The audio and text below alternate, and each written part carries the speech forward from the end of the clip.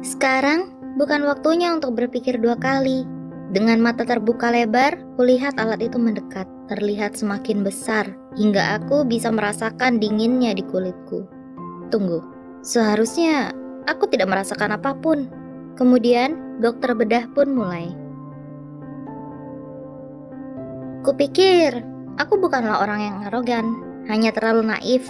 Aku terlalu naif mempercayai orang-orang dewasa saat mereka bilang bahwa aku cantik karena mataku yang bulat, pipi merona, dan senyum yang indah. Tidak seorang pun pernah berkata, Charlotte pintar ya? Atau, Charlotte lucu. Yang ku dengar hanya, Charlotte cantik ya? Dan itu menjadi hal yang lumrah, bahwa cantik merupakan bagian jati diriku. Hingga satu hari, saat aku menerima pemberitahuan dari salah satu game di Facebook, temanku menjawab pertanyaan tentangku. Apakah Charlotte cantik? Tidak. Ia menjawab tidak, dan itu menyakitkan. Kurasa itu karena aku menyamakan antara menjadi cantik sama dengan disayang. Aku ingat dengan jelas karena hal itu, ada benih yang tumbuh bertahun-tahun menjadi rasa tidak percaya diri dan iri. Itu tidak membantu banyak saat aku berada di sekolah khusus perempuan, di mana kebanyakan dari mereka berlatih balet dan senam, sedangkan aku bermain tenis. Saat itulah aku menyadarinya. Mereka semua begitu cantik dan anggun. Aku terlihat kasar dan tomboy. Mereka tenang dan manis, aku begitu berantakan dan emosional. Mereka langsing dan memiliki banyak teman, sedangkan aku gemuk dan kutu buku. Mereka dipuji-puji, dan aku begitu iri. Karena itulah saat sekolah menengah, aku menjadi orang yang benar-benar berbeda. Sejak melalui masa puber, aku menghabiskan banyak waktu untuk penampilanku. Aku mulai menari, terutama mengcover grup wanita populer, dan bahkan mengikuti kelas menari. Bahkan, setelah semua itu, aku masih belum bisa menyelesaikan permasalahanku dalam kepercayaan diri. Karena sebagai penampil, kupikir penampilan adalah bagian penting dalam sebuah pertunjukan. Bukan masalah pada usaha atau bakatku, tapi jika aku tidak berpenampilan baik, maka tidak ada seorang pun yang peduli akan waktu yang sudah kukorbankan untuk semua ini. Tak bisa kupungkiri, pengaruh terbesarku adalah media.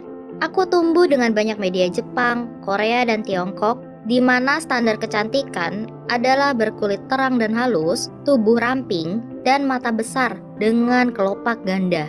Saat melihat diriku sendiri di cermin, yang bisa kupikirkan hanyalah kulitku tidak cukup cerah, perutku tidak cukup rata, dan mataku tidak cukup besar. Tidak ada bagian dari diriku yang memuaskan. Dan saat itulah aku mulai memakai stiker kelopak mata yang akan menciptakan lipatan yang membuat mataku terlihat lebih besar. Yang tidak kuperhatikan adalah efek sampingnya. Memakainya terlalu sering atau melepaskannya dengan cara yang salah bisa merusak kelopak matamu. Aku mulai kesakitan saat melakukan sesuatu pada kelopak mataku, tapi aku meneruskannya bertahun-tahun karena cantik itu sakit kan. Dan saat kuliah, aku tidak bisa meninggalkan rumah tanpa stiker itu, walaupun itu terasa seperti amplas dan jarum. Ini tidak boleh berkelanjutan. Aku tidak bisa memakainya selamanya, berharap tanpa tahu bahwa mataku tidak akan terbuka suatu pagi, tidak bisa melihat. Aku tahu aku membutuhkan solusi lain. Jadi, aku mencari dan jatuh pada pilihan penanganan populer, operasi plastik. Di Korea Selatan, operasi kelopak mata adalah prosedur paling umum dalam bidang operasi plastik. Dan karena hal itu, harganya terjangkau dan cukup aman di sana. Jadi, kuungkapkan hal ini pada mama. Kami menimbang pro dan kontranya. Kulakukan tugasku. Kutemukan klinik teraman dengan dokter terbaik, penerjemah, perlengkapan, semuanya. Mamaku? Beliau tahu betapa pentingnya ini bagiku. Dan bukan hanya untuk kepercayaan diriku, tapi juga karirku. Jadi, beliau berkata boleh, dan aku mulai menyisihkan uang. Akhirnya, saat waktunya tiba, kami membeli tiket dan terbang ke Seoul. Aku ingat bercanda, aku akan pulang tanpa dikenali. Di klinik, aku disambut oleh staf mereka dan memiliki penerjemah sendiri. Semua seperti yang kubayangkan. Namun, semua mulai berjalan tidak baik. Beberapa hari kemudian aku terkena atopi, salah satu reaksi alergi. Ruam-ruam merah menyebar di seluruh tubuh dan wajahku. Aku tidak terpikirkan apapun saat itu, tapi aku ingat berpikir, mungkin ini adalah tanda agar aku tidak melanjutkan operasiku. Jadi, kudatangi kantor dokter untuk mendengarkan pendapatnya. Ia memeriksaku, kelopak mataku yang luka, kulitku yang memerah, dan akhirnya memberitahuku, "Kamu harus dioperasi." Aku ingin menundanya, tapi klinik itu memiliki peraturan yang ketat dan bahkan jadwal yang padat. Sekarang atau tidak sama sekali. Aku sudah sampai sejauh ini. Aku tidak bisa mundur sekarang, bahkan jika aku ingin. Mereka memberiku waktu 3 jam di mana sebenarnya yang kubutuhkan adalah 3 hari. Semua terjadi begitu cepat. Mereka mendorongku ke ruangan untuk melakukan tes. Kemudian, mereka menuntunku ke ruang lain di mana aku kenakan jubah operasi. Lalu, mereka membawaku ke ruangan lain lagi di mana aku seharusnya tidur siang untuk menenangkan saraf dan ototku. Tapi aku tidak bisa tidur. Jadi, selama berbaring di kegelapan, pikiranku terus-menerus berputar dalam lingkaran. Bagaimana jika ini gagal? Apa ini benar-benar sepadan? Apa aku masih akan menjadi orang yang sama? Apakah pikiran-pikiran itu menandakan aku belum siap? Atau itu hanya satu dari sekian waktu di mana aku harus menantikan sebuah tanda? Kemudian, setelah beberapa lama mereka kembali, memberitahuku untuk membersihkan wajah dan melakukan persiapan akhir. Mereka membawaku ke ruang terakhir, ruang operasi, yang terang dengan ranjang bedah di tengah, dikelilingi peralatan tajam dan selang. Jantungku berdegup, tapi aku memasang wajah berani.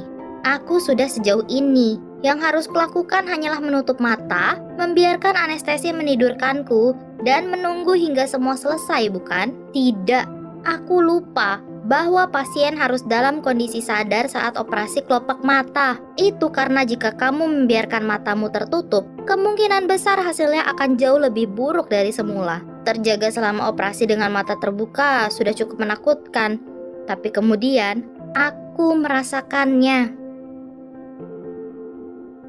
Tiba-tiba, aku bisa merasakan setiap pergerakan. Aku merasa seakan berpindah dari meja operasi ke papan talenan. Tiba-tiba, semua mimpi burukku menjadi kenyataan. Semua terasa menyengat dan terbakar. Apa yang harus kulakukan? Haruskah aku beritahu mereka? Apakah ini tidak apa-apa? Aku bisa berbicara bahasa Korea dasar. Aku bisa saja memberitahu mereka, tapi aku menoleransinya. Kata-kataku tidak keluar. Demi apapun, aku tidak tahu kenapa, tapi aku berusaha percaya bahwa ini hanya sementara. Tapi tidak, itu semakin terasa. Ku coba mengekspresikan apa yang kurasakan dengan mimik wajah. Aku tahu aku terlihat bodoh, tapi cantik itu tidak gratis, dan aku benar-benar sedang membayar harganya saat ini. Kemudian, dokter itu meminta aku membuka mata. Mereka ingin memeriksa perkembangannya. Dan saat kulakukan, air mataku mengalir. Dokter-dokter di ruangan itu kaget. Aku seharusnya tidak merasakan apapun, apalagi menangis. Sambil sesungguhkan, aku bertanya, "Kapan operasinya selesai?" Aku begitu ketakutan dan sendirian, hingga berusaha berpegang pada pengorbanan yang kulakukan. Semua yang kuberikan untuk penampilanku, dan sekarang ini. Tapi aku begitu lelah dari perjalanannya, alerginya, dan menahan diri untuk tidak menangis. Aku mulai ketakutan di pertengahan operasi, dan para dokter tidak bisa melakukan apa-apa selain menenangkanku sebisa mereka. Setelah dengan hati-hati mengelap air mataku, seorang perawat kembali ke ruangan dengan anestesi lagi. Saat ia mengelus rambutku, semuanya mulai terasa ringan, dan saat itulah ingatanku mulai pudar. Hal berikutnya yang kuingat adalah memeluk mama, yang memberitahuku perban pada kelopak mataku membuatku terlihat seperti panda. Kami tinggal di Seoul beberapa hari setelah operasi, agar klinik bisa memantau apabila terjadi sesuatu yang tidak biasa. Dan saat mereka mengizinkan, kami terbang kembali ke rumah dan menunggu kelopak mataku membaik. Awalnya, aku tidak ingin memberitahu orang-orang tentang hal ini, karena jujur saja, masih ada penilaian untuk orang-orang yang melakukan operasi plastik. Jadi, untuk beberapa bulan pertama, Aku hanya memberitahu keluarga dan teman dekatku. Tapi lama-kelamaan sangat sulit untuk menutupinya. Dan akhirnya semua orang tahu. Beberapa orang mengkritikku di belakang. Yang lainnya melakukannya terang-terangan. Beberapa memuji penampilanku dan bahkan menanyakan pengalamanku. Yang lain bahkan tidak peduli. Dan secara mengejutkan, aku pun tidak begitu peduli. Butuh perjalanan ke Korea dan operasi seperti menaiki roller coaster bagiku untuk menyadarinya. Tapi aku tidak peduli apa yang orang lain pikirkan. Tidak terlalu. Aku tidak senang karena mereka berpikir operasiku berhasil. Aku senang karena kupikir begitu. Kuubah bagian tubuhku dan itu memberiku kepercayaan diri untuk hidup lebih bahagia. Aku melakukannya untuk diriku sendiri dan bukan untuk orang lain. Aku di sini bukan untuk mencoba meyakinkanmu atau menakutimu tentang operasi plastik. Bagiku, apa bedanya ini dengan manicure, hair extension, atau make up jika ternyata hal ini bisa membuatmu lebih percaya diri? Cantik itu subjektif. Kamu bisa berpikir bahwa semua orang itu cantik. Kamu juga bisa berpikir sebaliknya. Yang terpenting adalah kamu melakukan hal yang bisa membuatmu bahagia. Saat kulihat foto masa kecilku, aku cukup cantik. Dan bukan karena mata yang besar, pipi merona, atau senyum yang indah. Itu karena aku percaya diri. Aku merasa nyaman dengan tubuhku luar dan dalam. Dan bagiku, tidak ada yang lebih cantik dari itu.